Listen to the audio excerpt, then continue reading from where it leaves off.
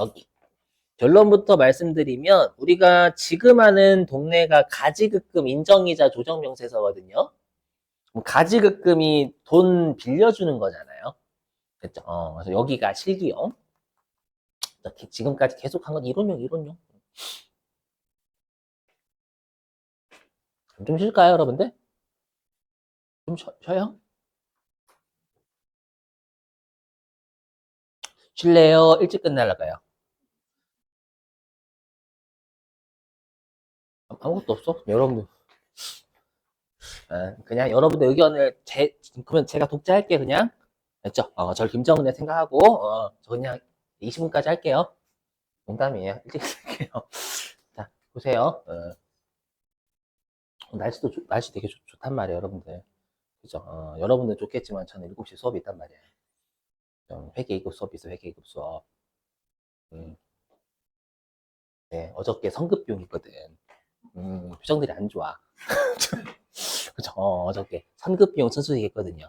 저를 째려보더라고. 그래서, 여러분들만 어려운 게 아니에요. 달래줬어, 이렇게. 자, 여기 보시면, 진짜로. 자, 보시면, 여러분도 아실 거예요. 보통 그때 고통스럽잖아, 많이. 그죠? 선생님, 저 이러더라고. 선생님, 저는 회계의 길이 아닌가 봐. 이러더라고. 당황해가지고. 가장 어려운 거 배우셨는데 아니에요. 이렇게. 달래줬어, 이렇게. 자, 보시죠. 자, 여기 시가예요. 여기 말문제 나옵니다. 뭐냐면, 자, 우리가 시가라는 건 제3자와의 거래를 시가다라고 하죠. 그죠? 그랬을 때, 우리가 그 상장 주식 같은 경우에는 장내 거래 있죠. 시간의 거래 말고. 장내 거래면 그 거래가액을 우리가 시가로 보고요. 장외 거래면 종가? 종가가 막 3시 반인가? 그때 가격으로 따진다라는 거. 맞죠? 우리 상장 주식은 여러분 제3자와 거래 어떻게 해요? 주식시장에서 하는 거지 뭐. 자, 그 다음에 이 순위가 뭐냐면 감정평가 법인이든 감정평가사 분들이든 이분들이 시가 매겨주시는 분들이거든요. 그렇죠? 이분들 따라서 이분들. 다만, 근데 내가 감정을 두 분한테 받을 수도 있는 거잖아요. 여러 명한테. 그러면 감정가 평균 내고요.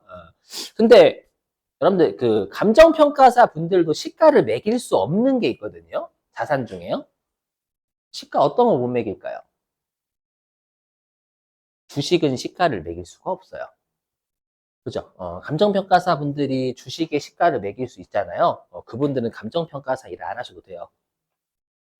떼돈 벌겠지, 알아서. 주식의 시가를 막, 이건 얼마, 다 사주나 보니까 이건 얼마 이렇게 다 떼돈 벌 거 아니야. 불가는 절대. 그죠?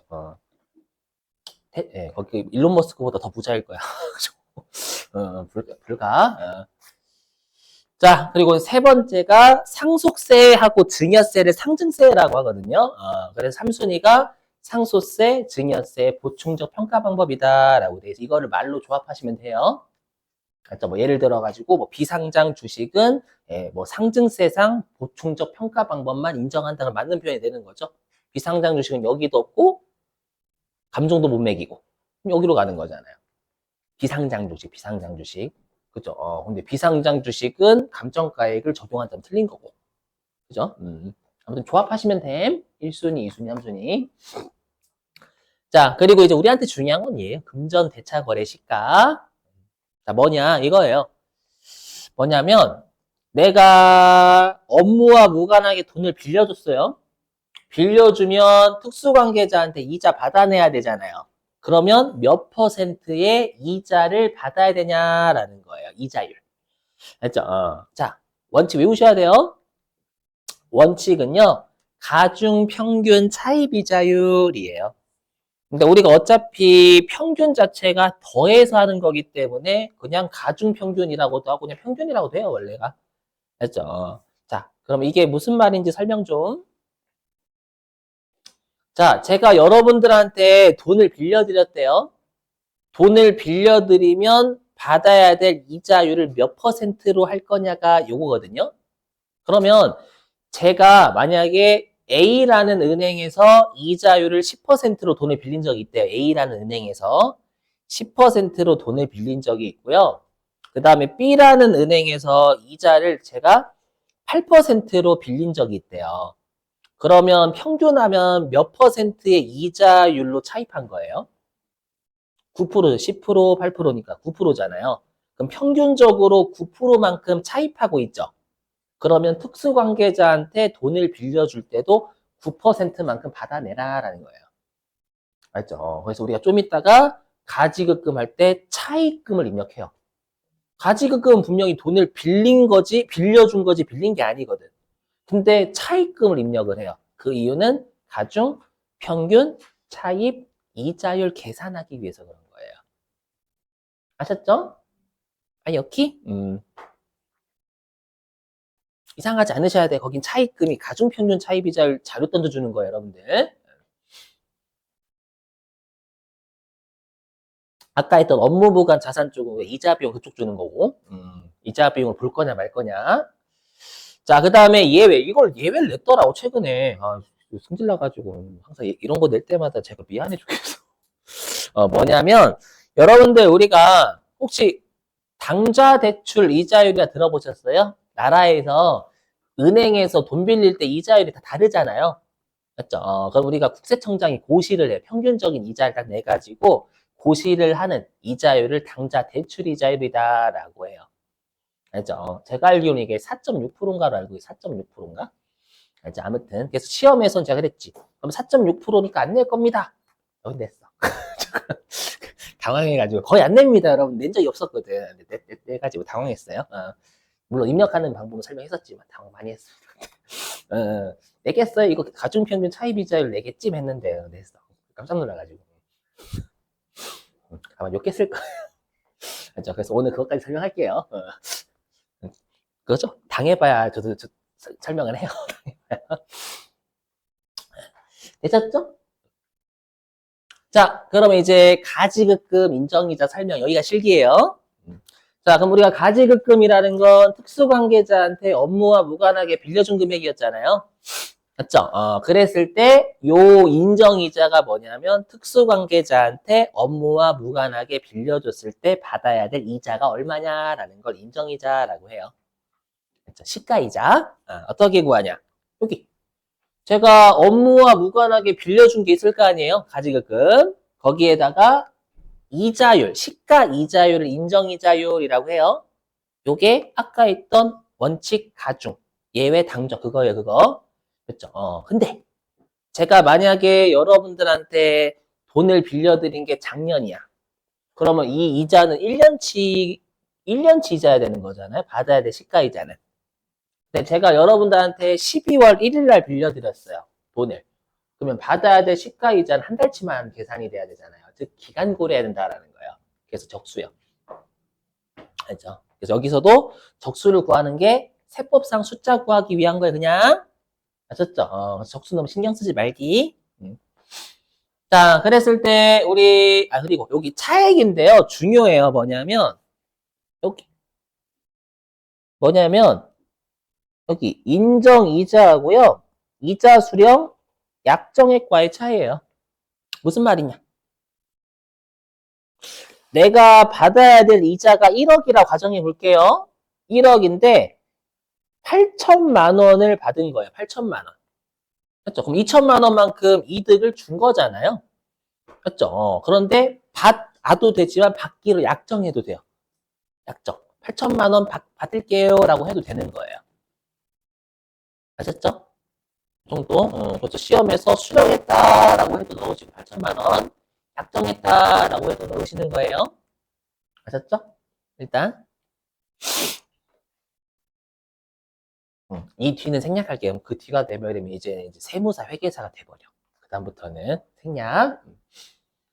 자, 그랬을 때 제가 왜 여기를 하냐면 우리 가지급금에서 제외하는 거 있었잖아요. 아까 뭐 우리 그 모태솔로 해가지고 맞죠? 걔네들은 여기다 넣지 마세요 라는 뜻이에요. 이게 동그라미 1번이 가지급금으로 안 보는 건 가지급금에 넣지 마세요 라는 뜻. 맞죠? 그 다음에 여기는 조심하세요. 아까 우리가 업무 무관 쪽은 적정이자 받아도 업무 무관은 맞았잖아요. 그래서 적정이자 받는 것도 넣었었죠.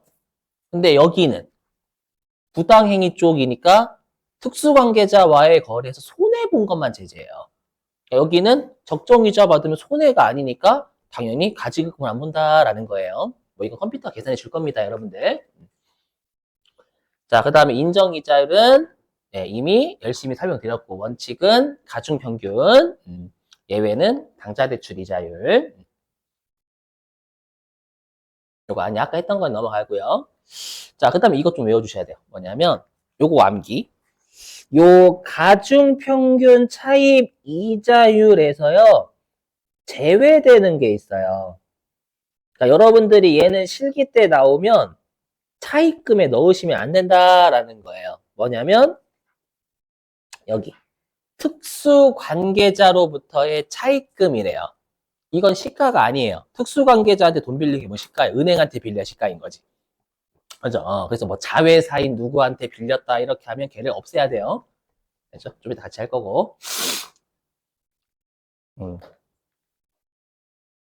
그다음에 여기 당좌 대출 이자율 있잖아요. 요거 뭐야? 회사가 당좌 대출 이자율을 선택할 수 있어요. 요거 네 가지 밑에 칠게요. 선택할 수가 있는데 요게 3년간 적용이 3년간. 한 번 당좌 대출 이자율을 선택하면 3년간 당좌 대출 이자율을 쭉 가요. 갔다가 나중에 또 할게요라고 할 수 있다라는 거예요. 아셨죠? 요거.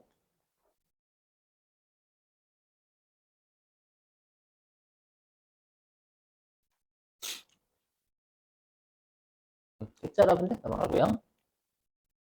뭐 설명 안 해주시면 된다고. 모르겠다. 불안한데.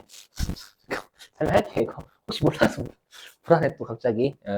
자, 이거 뭐냐면, 우리가 그 채권자 불분명 사채이자도 돈 빌린 거죠. 사채업자한테. 그 다음 비실명 채권증권의 이자도 내가 사채를 발행해 돈 빌린 거잖아요. 근데 누구한테 이자 주는지 밝혀요, 안 밝혀요? 안 밝히죠. 안 밝히니까 그 이자를 다 부인해 버리잖아요. 그 말은 차입금의 존재도 인정하지 않겠다는 뜻이에요. 그래서 제외인 거예요. 누구한테 돈을 빌렸는지 안 밝히잖아요. 맞죠? 그러면 그거 차입금으로 인정 못 하겠다라는 거예요. 아셨죠? 근데 우리 아까 했던 건설자금 이자는 누구한테 돈 빌렸는지 안 밝혀요? 아니잖아요. 은행한테 빌렸는데 자산돼야 되는데 회사가 비용 처리했으니까 부인한 거고. 맞죠? 그 다음에 사순위 업무무관은 뭐였어요? 그냥 일반적인 차입금 가지고 업무무관 자산을 샀다라고 강제해버려진 거잖아요. 맞죠? 그러니까 걔네들은 정말 금융기관한테 차입한 게 맞는 것 뿐이에요. 맞는데 그냥 간주하거나 아니면 자산이 돼야 되는데 비용 처리했으니까 유보나 그런 거 한 것 뿐이에요. 그렇죠? 그래서 요거 안 될 것 같지만 혹시 높아심에 자, 이제 맞아. 요거 하고 실기하겠습니다. 좀 어려운 개념이 하나가 나와서 그래요. 자, 보세요. 화면 좀. 자, 우리 회사가 대표이사한테 10만 원을 빌려줬대요. 그렇죠? 그리고 받아야 될 시가 이자율은 20%라고 가죠. 즉, 2만 원의 이자를 받아야 되는 거예요. 근데 우리 시험에서는 경우가 두 가지예요, 두 가지. 자, 첫 번째. 약정을 안 했대요. 그렇죠? 그럼 약정을 안 했으니까 2만 원의 이자를 받아야 돼요. 2만 원의 이자를 받아야 되는데 받기로 한 금액은 0이잖아요. 0이니까 이건 2만 원의 이익을 준 거죠. 대표이사한테. 맞죠? 준 거니까 입금 산입이 될 거예요. 받아야 될 이자 수익은 2만 원인데 장부에서 약정 안 했으니까 빵인 거 아니에요. 이자 수익 빵. 되셨죠? 그래서 입금 산입, 상여. 뭐 이건 어렵지 않아요. 근데 문제는 요식기예요, 요식기. 요거 좀 어려워요. 뭐냐면 자, 약정을 안 했어요. 근데 장부에 미수 이자를 계상했다라는 거예요. 무슨 말이냐면 우리가 12월 30일이 되면 이렇게 적잖아요. 차변의 장부에서요. 차변의 미수 수익 2만 원, 대변의 이자 수익 2만 원. 이렇게 잡았다라는 거예요. 이렇게 잡으려면 약정을 해야 돼요, 안 해야 돼요? 약정을 해야 아직 받지 못한 이자가 있어요라고 하는 거잖아요. 맞죠? 자, 그러면 이거는 회사가 왜 이딴 짓을 한 거냐면 머리를 좀 굴린 거예요. 무슨 머리를 굴렸냐면 우리가 세무조정은 장부상 금액과 세법상 금액과의 차이로 하죠. 맞죠? 그럼 일단 장부에서 이자 수익 적었어요, 안 적었어요? 적었잖아요. 그럼 세법상 받아야 될 이자 수익이 2만 원인데 그럼 장부에서 이자 수익 2만 원 적었잖아요. 그럼 장부와 세법의 이자 수익의 차이 금액이 있어요, 없어요? 없어요. 없으니까 세무서에서 제재 못하겠지라고 생각한 거예요. 알죠? 약정을 했으면 인정하는데 약정 안 했잖아요. 그럼 세법은 이 새끼들 장난쳤네라고 파악을 한다라는 거예요. 장난친 걸 파악하는 거니까 얘를 뭐로 보냐면 가공의 자산으로 봐요. 그러니까 가공, 만들어낸 수익이에요. 만들어낸 미수 수익, 만들어낸 자산, 만들어낸 수익이에요. 되세요? 그래서 어떻게 하냐면 얘를 세법은 얘를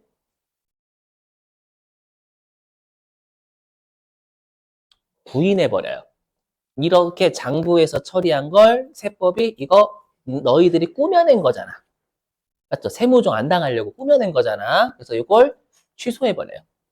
그럼 취소하려면 이렇게 취소해야 되겠죠. 어떻게? 일단 이자 수익 입금 불산입이죠. 음, 그리고 미수 수익 2만 원 마이너스 유보. 자산의 차이니까 이렇게 세무 조정을 하는 순간 장부에서 처리한 걸 얘처럼 돌려버린 거예요.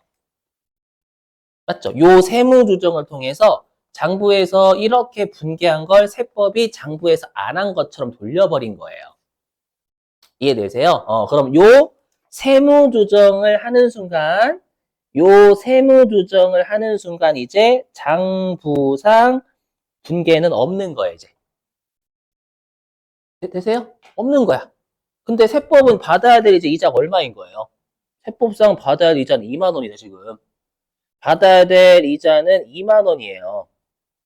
맞죠? 받아야 될 이자는 2만 원인데 회사가 이 세무 조정을 통해서 아무런 분개 안 한 것처럼 만들어 버렸잖아요. 그럼 세법상 받아야 될 이자는 2만 원인데 회사가 받기로 한 이자가 없죠. 장부에도 기록 안 했고. 여러분들 기록했는데요. 이걸 끊어야 된다는 게 핵심이에요. 그래서 맞죠? 왜냐하면 약정을 안 했는데 이걸 끊었다라는 거 회사가 만들어냈다라는 거예요. 만들어낸 분개를 취소시켜 버리는 거예요. 이 세무조정을 통해서. 그래서 이게 좀 어려워요. 최근 2번 출제해서 최근에 출제했더라고. 그렇죠. 그래서 이걸 끊는 순간 이제 장부상 이자 수익은 0이 된 거예요. 2만 원에서 빵. 그렇죠. 그럼 2만 원의 이자를 받아야 되는데 장부에서 금액 안 적었잖아요. 안 적었으니까 2만 원의 이익을 줬네. 그래서 여기에 사회유주. 부당한 이익을 준 걸로 2만 원의 이익을 준 걸로 봐서 안 적은 걸로 만들어 버렸으니까 2만 원 되세요? 그래서 입금, 산입, 상여 이렇게 하는 거예요. 그러면 요거 제재 아니에요? 제재라니까요. 어차피 지금 당장은 법인세 효과 없죠. 근데 상여니까 대표이사 소득세 내야 돼요. 상여니까 대표이사 소득세 내야지. 맞죠? 이해되세요? 나중에 마이너스 유보는 플러스 유보로 추인되니까 법인세도 나중에 더 내야 돼요. 제재라니까 이게 더. 이해되시겠어요? 이렇게. 그래서 제가 하고 싶은 말은 뭐냐면 이 마이너스 유보를 해야 돼. 안 하면 큰일 나. 이걸 안 한다라는 거예요, 여러분들이. 알죠? 그래서 약정을 하지 않았는데 장부에 적으면 장부에서 분개 끄는 건 만들어낸 분개니까 회사가 만들어낸 분개를 0으로 만드는 분개 세무를 일단 하고 시작을 하셔야 돼요. 이 세무 조정을 한 순간 장부에서는 이자 수익을 안 적은 거니까 회사의 계상액에 0 적으셔야 되는 거예요. 2만 원이 아니라. 아셨죠? 그 문제 있나? 저랑 풀 거예요, 아마. 저랑 풀 거임. 저랑 풀 거임. 음.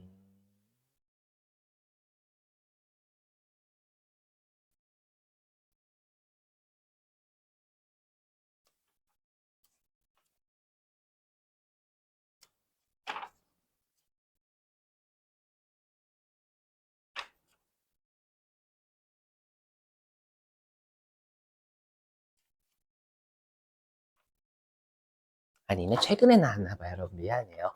최근에 나왔나 봐. 맞죠? 112회차에 나왔어요. 그 나중에 여러분들이 풀어보셔야 돼요. 자, 기출문제 풀 때 다 설명할게. 됐죠? 내지는 않을 거, 잘 안 나오는 건데, 최근에 내서 안 낼 거야. 자, 나머지는 생각할 거예요, 여러분들, 무시. 자, 그럼 일단 저랑 같이 연습하면서요. 해보고 여러분들한테 시간 나면 맡기고, 시간 안 나면 제끼죠.